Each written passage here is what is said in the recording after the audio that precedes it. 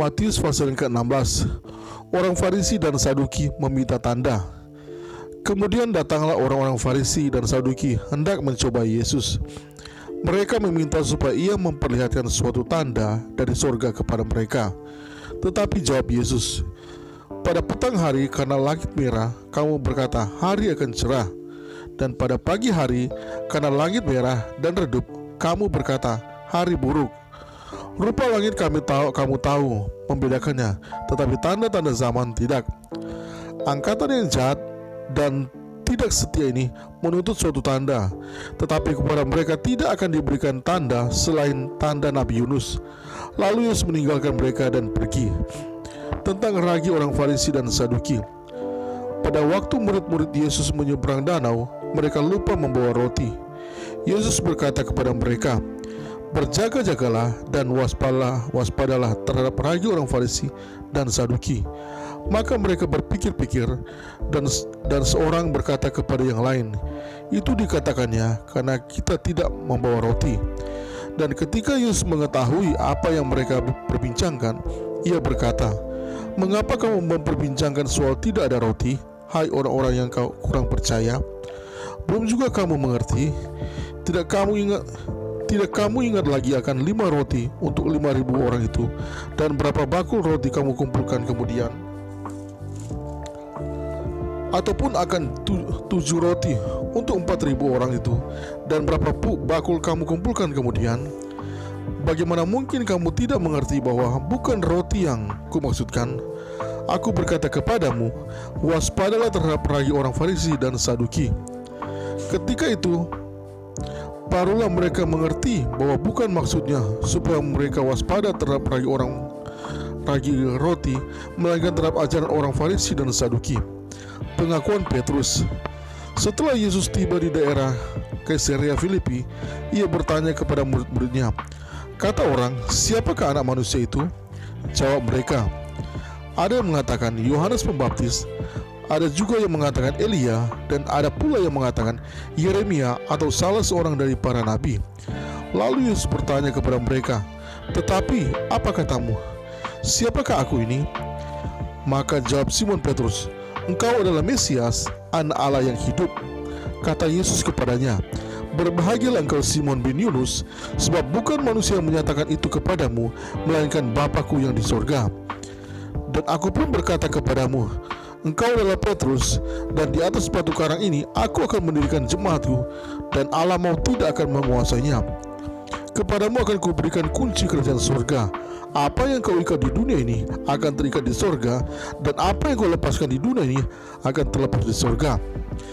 Lalu Yesus melarang murid-muridnya supaya jangan memberitahukan kepada siapapun bahwa ia Mesias. Pemberitahuan pertama tentang penderitaan Yesus dan syarat-syarat mengikuti Dia. Sejak waktu itu Yesus mulai menyatakan kepada murid-muridnya bahwa ia harus pergi ke Yerusalem dan menanggung banyak penderitaan dari pihak tua-tua, imam-imam kepala, dan ahli-ahli Taurat, lalu dibunuh dan dibangkitkan pada hari ketiga. Tetapi Petrus menarik Yesus ke samping dan menegur dia, katanya, Tuhan, kiranya Allah menjauhkan hal itu sekali-kali takkan menimpa engkau. Maka Yesus berpaling dan berkata kepada Petrus, enyahlah iblis, engkau suatu batu sandungan bagiku, sebab engkau bukan memikirkan apa yang dipikirkan Allah, melainkan apa yang dipikirkan manusia. Lalu Yesus berkata kepada murid-muridnya, setiap orang yang mengikuti aku, ia harus menyangkal dirinya, memikul salibnya, dan mengikut aku. Karena barang siapa mau menyelamatkan nyawanya, ia akan kehilangan nyawanya. Tetapi barang siapa kehilangan nyawanya karena aku, ia akan memperolehnya. Apa gunanya seorang memperoleh seluruh dunia, tetapi kehilangan nyawanya? Dan apakah yang dapat diberikannya sebagai ganti nyawanya? Sebab anak manusia akan datang dalam kemuliaan Bapanya, diiringi malaikat-malaikatnya. Pada waktu itu ia akan membalas setiap orang menurut perbuatannya. Aku berkata kepadamu, sesungguhnya di antara orang yang hadir di sini ada yang tidak akan mati sebelum mereka melihat Anak Manusia datang sebagai Raja dalam kerajaannya. Pasal yang ke-17, Yesus dimuliakan di atas gunung. 6 hari kemudian, Yesus membawa Petrus, Yakobus, dan Yohanes saudaranya, dan bersama-sama dengan mereka, ia naik ke sebuah gunung yang tinggi. Di situ mereka sendiri saja. Lalu Yesus berubah rupa di depan mata mereka. Wajahnya bercahaya seperti matahari, dan pakaiannya menjadi putih bersinar seperti terang. Maka nampak kepada mereka Musa dan Elia sedang berbicara dengan dia. Kata Petrus kepada Yesus, "Tuhan, betapa bahagianya kami berada di tempat ini. Jika Engkau mau, biarlah kudirikan di sini 3 kemah, satu untuk Engkau, satu untuk Musa, dan satu untuk Elia." Dan tiba-tiba sedang ia berkata-kata, turunlah awan yang terang menaungi mereka, dan dari dalam awan itu terdengar suara yang berkata, "Inilah anak yang kukasihi, kepadanya lah aku berkenan, dengarkanlah dia."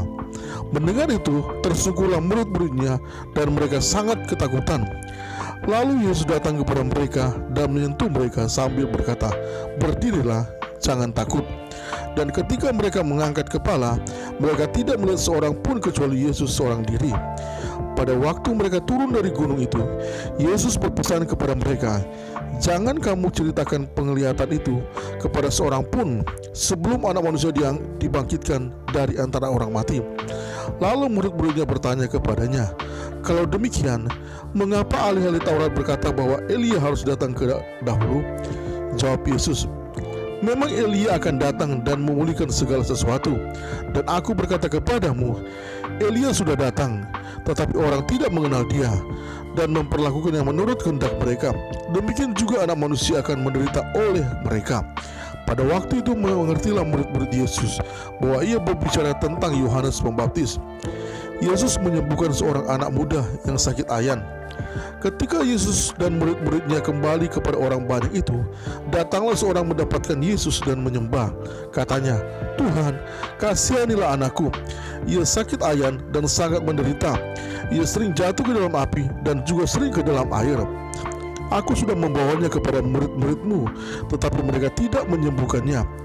Maka kata Yesus, "Hai kamu angkatan yang tidak percaya dan yang sesat, berapa lama lagi aku harus tinggal di antara kamu? Berapa lama lagi aku harus sabar terhadap kamu? Bawalah anak itu kemari." Dengan keras Yesus menegur dia. Lalu keluarlah setan itu daripadanya, dan anak itu pun sembuh seketika itu juga.